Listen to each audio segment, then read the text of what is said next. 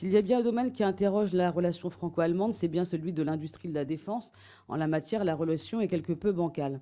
Ainsi, ces dernières années, les coopérations industrielles se sont multipliées au nom d'une défense européenne dont nous ne partageons pas tous les objectifs. Selon nous, la mise à disposition de notre défense au service d'intérêts stratégiques qui ne sont pas forcément ceux de la France ne garantissent pas le non-alignement. Rappelons par ailleurs le projet MOSE, visant à produire un nouvel avion de patrouille maritime abandonné par l'Allemagne pour acheter du matériel états-unien. De même, l'European Sky Shield Initiative, lancée par l'Allemagne, se fera sans la France, avec des technologies américaines et israéliennes.